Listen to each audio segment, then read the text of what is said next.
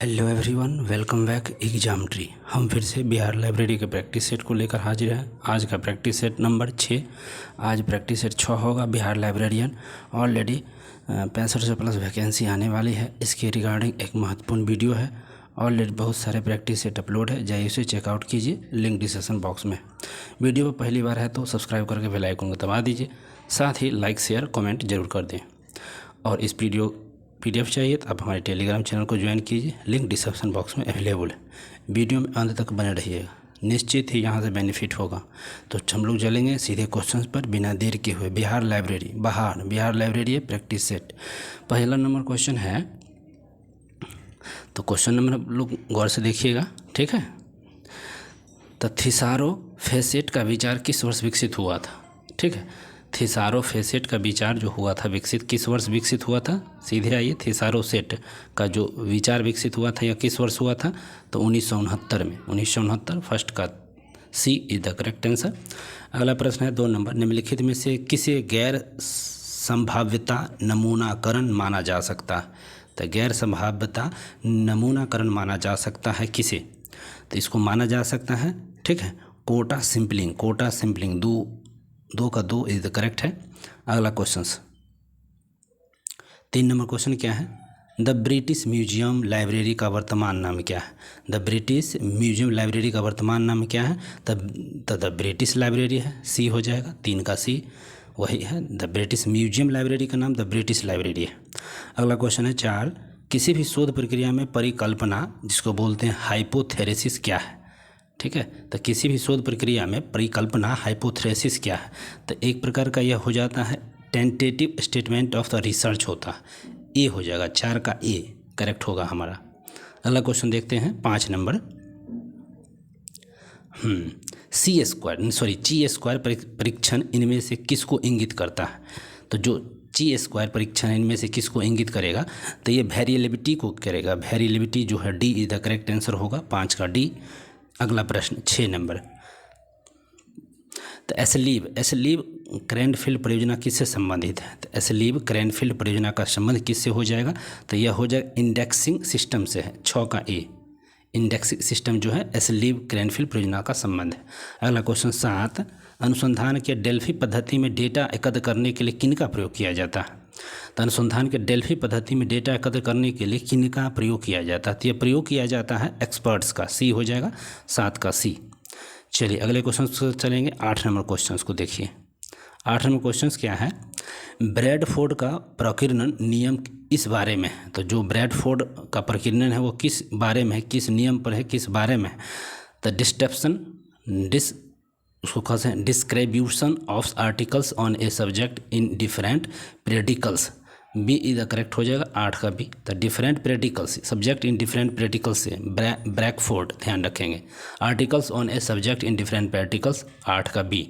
अगला क्वेश्चन 9 है, जब फुट नोट में एक बार संदर्भित स्रोत का दोबारा संदर्भ दिया जाता है और उनके बीच कोई अन्य संदर्भ अर्थात उद्धरण हस्तक्षेप नहीं करता है, तो फुट नोट पर संक्षिप्त नाम का उपयोग करेगा। तो किस संक्षिप्त नाम का प्रयोग करेगा, तो इसका नाम का संक्षिप्त होगा, 9 का हो जाएगा एबिड, ठीक है, आईबिड कह सकते हैं या, ठीक है, या बिड भी कह सकते हैं, आईबिड। चलिए 9 का ए होगा। अगला क्वेश्चन है 10, डाटा विश्लेषण में माध्य माध्यिका और बहुलक का कार्य क्या है। डाटा विश्लेषण में माध्य माध्यिका और बहुलक का कार्य क्या होगा, तो यह हो जाएगा मेस्योर ऑफ सेंट्रल टेंडेंसी, ठीक है, मेस्योर ऑफ टेंडेंसी जो 8-10 का ए इज द करेक्ट हो जाएगा। अगला क्वेश्चन है 11, जॉर्ज किंसले जिप्स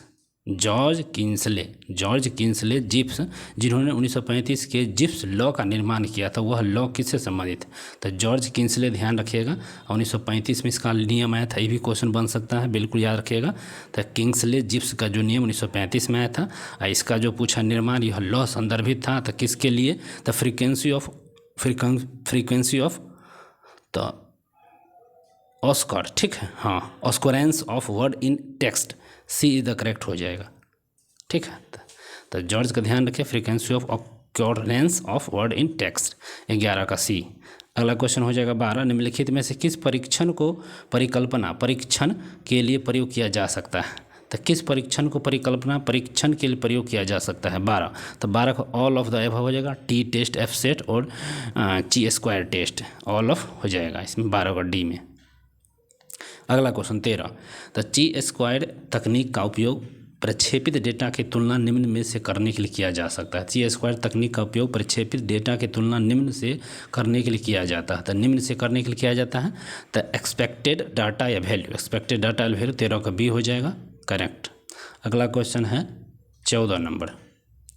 वैज्ञानिक विधि से सर्पिल में जेनिथ से अवरोही के मध्य का फेज क्या कहलाता है? वैज्ञानिक विधि के सर्पिल में जेनिथ से अवरोही के मध्य का जो फेज होता है वह क्या कहलाता है? तो वह फेज कहलाता है बिल्कुल डुकेक्टिव फेज कहलाता है। सी इज द करेक्ट हो जाएगा 14 का। अगला क्वेश्चन है 15। हेक्टोग्राफिक प्रक्रिया क्या है? हेक्टोग्राफिक प्रक्रिया क्या है? तो यह हेक्टोग्राफिक प्रक्रिया क्या है? तो इम्पेरिकल फेज हो जाएगा, इम्पेरिकल फेज 15 का बी। सॉरी वहाँ चल गए हम। तो ये 15 को हो जाएगा, ए हो जाएगा। स्प्रिट डुप्लीकेटिंग मेथड ए हो जाएगा, वही बिला पढ़ दिए हम। 14 का सी था फेज वाला। चलिए 16 नंबर। डेटा संग्रह को कौन सी दो विधियाँ आपस में संघिष्ट के रूप में जानी जाती हैं? कौन सी जो विधियाँ हैं जो जानी जाती है 16 में पूछा गया है। तो ये दो विधियाँ हैं, शेड्यूलेट एंड क्वेश्चनाइजेशन। ठीक है, questionnaire A is the correct 16 का। नेक्स्ट क्वेश्चन है 17। Web of science, web of science किस विषय से संबंधित बिब्लियोग्राफिक डेटाबेस है? वेब ऑफ साइंस किस विषय से संबंधित बिब्लियोग्राफिक डेटाबेस है? तो यह एक प्रकार का होगा multi disciplinary, A is the correct हो जाएगा, मल्टी डिसिप्लिनरी बिब्लियोग्राफी। अगला क्वेश्चन 18 है। बाह्य आलोचना शब्द निम्नलिखित में से किस शोध प्रक्रिया के लिए प्रासंगिक है? तो बाह्य आलोचना शब्द निम्नलिखित में से किस शोध प्रक्रिया के लिए प्रासंगिक है? 18 पूछा गया है। तो ये हो जाएगा डिस्क्रिप्टिव मेथड। डिस्क्रिप्टिव होगा नहीं, हिस्टोरिकल मेथड, हिस्टोरिकल मेथड होगा, सॉरी ये नहीं होगा, हिस्टोरिकल मेथड हो जाएगा। अगला क्वेश्चन 19। किसी तत्कालिक समस्या का समाधान खोजने के लिए किया गया शोध क्या कहलाता है? तत्कालिक समस्या के लिए खोजने वाला जो शोध होता है वो क्या कहलाता है? तो वो भी कहलाएगा, ठीक है, अप्लाइड रिसर्च, अप्लाइड रिसर्च 19 का सी। अगला क्वेश्चन 20। अनुसंधान में वैज्ञानिक पद्धति का उपयोग किया जा सकता है। अनुसंधान में वैज्ञानिक पद्धति का प्रयोग किया जा सकता है किसी मेथड में? तो इन ऑल ठीक है, डिस्क्रिप्स इन ऑल डिसिप्लिन्स, ठीक है, डिसिप्लिनेस 19 का सी, सॉरी 20 का सी। नेक्स्ट क्वेश्चन है 21। एक शोध अध्ययन में साहित्य की समीक्षा से किस में मदद नहीं मिलेगी? एक शोध अध्ययन में साहित्य की समीक्षा से किस में मदद नहीं मिलेगी? तो किस में नहीं मिलेगा? तो सेलेक्टिव सैंपल में नहीं मिलेगा। 21 का सी इज द करेक्ट, 21 का सी। नेक्स्ट क्वेश्चन है 22। निम्नलिखित में से कौन सा अनुसंधान डिजाइन का एक हिस्सा नहीं है? कौन सा जो अनुसंधान है जो डिजाइन का हिस्सा नहीं है? तो डायग्नोस्टिक मेथड जो है ना, नहीं, सिंपलिंग मेथड अनुसंधान का हिस्सा कौन है? तो सिंपलिंग मेथड होएगा 22 का बी। नेक्स्ट क्वेश्चन है 23। निम्न में से कौन भविष्यवाणी की एक विशिष्ट कथन है जो ठोस शब्दों में वर्णन करता है कि आप अपने अध्ययन में क्या उम्मीद करते हैं? अपने अध्ययन में क्या उम्मीद करते हैं? तो इसका भी हो जाएगा हाइपोथेसिस, ठीक है, हाइपोथेसिस हो जाएगा, बी इज द करेक्ट था इसका, B is the correct. Next question है 24। साइंस डायरेक्टेड पूर्व समीक्षा किस विषय की पूर्ण पाठ्य डेटाबेस है? तो साइंस डायरेक्टेड है किस विषय की पूर्ण पाठ्य डेटाबेस है? तो यह हो जाएगा scientific, technical and health literature, C is the correct हो जाएगा 24 का। अगला प्रश्न है 25। अनुसंधान डिजाइन का अर्थ क्या है? अनुसंधान डिजाइन का अर्थ क्या है? अनुसंधान डिजाइन का अर्थ जब पूछा जाएगा तब प्लानिंग ऑफ रिसर्च हो जाएगा। अनुसंधान design planning of research. Next question है 26। क्रेनफील्ड अध्ययन किस तरह के शोध से है? तो क्रेनफील्ड अध्ययन किस तरह के शोध का उदाहरण है? क्रेनफील्ड अध्ययन किस तरह का शोध का? तो एक्सपेरिमेंटल रिसर्च का शोध का उदाहरण, experimental, B is the correct 26 का। अगला क्वेश्चन 27। अनुसंधान रिपोर्ट निम्न में से क्या प्रदान करती है? अनुसंधान रिपोर्ट निम्न में से क्या प्रदान करेगी? Total finding of the study, total finding of study, C is the correct 27 का टोटल फाइंडिंग ऑफ स्टडी है, यही हमको ये प्रदान करती है। चलिए 28 नंबर देखते हैं। साइंस डायरेक्टेड डाटाबेस का निर्माण कौन करता है? तो साइंस डायरेक्टेड डाटाबेस का जो निर्माण करता है 28 में, वह कौन करेगा? तो यह एलिजिवर करेगा, ठीक है, एलिजिवर, डी इज द करेक्ट होगा। अगला क्वेश्चन है 29। साइंस डायरेक्टेड को मार्च डैश में लॉन्च किया गया था। साइंस डायरेक्टेड को वो एलिजिवर है वो करेगा, और इसको कब ये लॉन्च किया गया था? 29 में पूछा गया, तो 1997 में इसको लॉन्च किया गया था। अगला क्वेश्चन 30 हो जाएगा। सांख्यिकी शब्दावली में औसत को अन्य किस नाम से जानते हैं? तो सांख्यिकी शब्दावली में औसत को हम किस नाम से जानते हैं? तो measure of central tendency, measure of central tendency के नाम से हम जानते हैं, ए। अगला क्वेश्चन 31 हो जाएगा। अरिस्टोटल, बेलरोस, सानोन, वेवर, उसके बाद है Schramm's, helical and Westley and MacLean's model, इनमें से किसका एक मॉडल है? तो इनमें से किसका एक है? तो मैनेजमेंट का एक है। किसका हो जाएगा?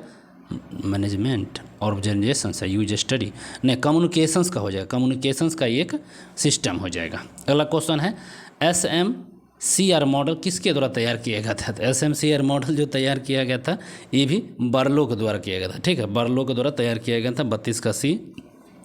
अगला 33, ठीक है। श्रामम्स मॉडल किस वर्ष प्रकाशित किया गया था? तो श्रामम्स जो मॉडल है, श्रामम्स मॉडल है जो किस वर्ष प्रकाशित किया गया था? तो ये 1954 में प्रकाशित किया गया था। अगला क्वेश्चन है 34। टी परीक्षण किस तरह के नमूने पर लागू किया जाता है? सैंपल टी परीक्षण किस तरह के नमूने पर लागू किया जाता है? तो यह होता है स्मॉल नियम पर लागू किया जाता है। किस पर? स्मॉल नियम पर। चलिए अगला क्वेश्चन होगा, यदि किसी नमूना जनसंख्या के प्रत्येक 10वें नंबर को एक प्रश्नावली दी जाती है तो यह रूप में जाना जाएगा। यदि किसी नमूना जनसंख्या के प्रत्येक 10वें नंबर को एक प्रश्नावली दी जाती है तो इस रूप को जाना जाएगा किस रूप में? तो ये स्टैटिक फीड सैंपलिंग के तरह से जाना जाएगा। 35 का ए। अगला क्वेश्चन 36। किस संचार मॉडल का तत्व सेंडर, रिसीवर, मैसेज और फीडबैक एंड सेमेटिक नॉइज है? तो ये पूछा गया है किस संचार मॉडल तत्व में sender, receiver, message, feedback, semantic noise है? तो ये कौन सा है? तो ये कौन सा हो जाएगा? तो ये हो जाएगा, ठीक है, श्राम्स मॉडल, ठीक है, हाँ, श्राम्स मॉडल हो जाएगा, ए इज द करेक्ट। अगला क्वेश्चन है डेल्फी विधि किससे संबंधित विधि है? डेल्फी जो विधि है किससे संबंधित विधि है? 37। डेल्फी विधि जो है ना मेथड ऑफ रिसर्च से संबंधित है, मेथड ऑफ रिसर्च, 37 का सी। अगला प्रश्न हो जाएगा 38। सहसंबंध एक तकनीक है जिसका उपयोग किया जाता है। सहसंबंध एक तकनीक है जिसका उपयोग किया जाता है तो एनालिसिस ऑफ डाटा के रूप में, एनालिसिस ऑफ डाटा के रूप में प्रयोग किया जाता है, 38 का एक। अगला 39। डाटा विश्लेषण वितरण का केंद्रीय मूल्य क्या कहलाता है? तो डाटा विश्लेषण का जो केंद्रीय मूल्य जो कहलाता है यह मोड कहलाता है, मोड, 39 का सी। अगला प्रश्न फिर होगा 40। उपयोगकर्ता अध्ययन पर अनुसंधान केंद्र की स्थापना किसके द्वारा किया गया था? तो उपयोगकर्ता अध्ययन पर अनुसंधान केंद्र की स्थापना किसके द्वारा किया जाता है? तो यह किया जाता है British library research and development depth and UK, ये सी हो जाएगा, 40 का सी। नेक्स्ट क्वेश्चन है संसाधन साझाकरण किसका विकसित स्वरूप है? तो संसाधन साझाकरण किसका विकसित स्वरूप है? तो यह विकसित लाइब्रेरी कोऑपरेशन का है, लाइब्रेरी कोऑपरेशन का है। नेक्स्ट क्वेश्चन है ई बुक शब्द पूर्ण अर्थ होता है, ई बुक शब्द पूर्ण अर्थ होता है, ई बुक पूर्ण शब्द अर्थ क्या होता है? तो इलेक्ट्रॉनिक बुक होता है, इलेक्ट्रॉनिक बुक, 42 का सी। अगला है 43, ठीक है, निकनेट कह सकते हैं, निकनेट किसका एक उदाहरण है? ठीक है, तो निकनेट किसका एक उदाहरण होगा? तो ये आपका हो जाएगा वेन का वाइड एरिया नेटवर्क, वेन का NICNET.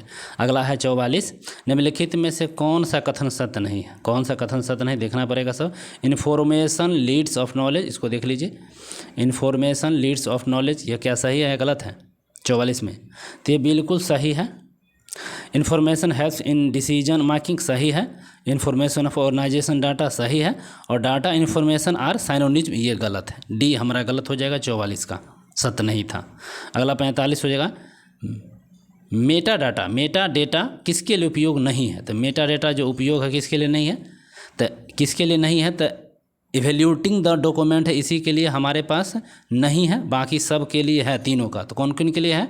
Description of the document format ये के लिए है, डिस्क्रिप्शन ऑफ द डॉक्यूमेंट इसके लिए भी है, और साथ में ट्राइवेबल ऑफ द डॉक्यूमेंट इसके लिए भी है। लेकिन जो इवेल्यूटिंग जो है इसके लिए नहीं था। 45 का डी हमारा करेक्ट होगा, गलत था। 46 देख सकते हैं, OCLC का नवीन नाम क्या है? OCLC का जो नवीन नाम है यह क्या हो जाएगा? तो यह online computer library centre, online computer library centre OCLC।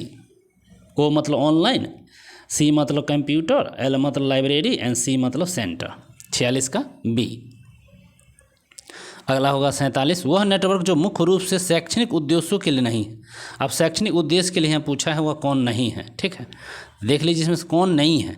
तो सी जो है ना, निकनेट, यही नहीं है, बाकी ये सब है। अगला हो जाएगा 48,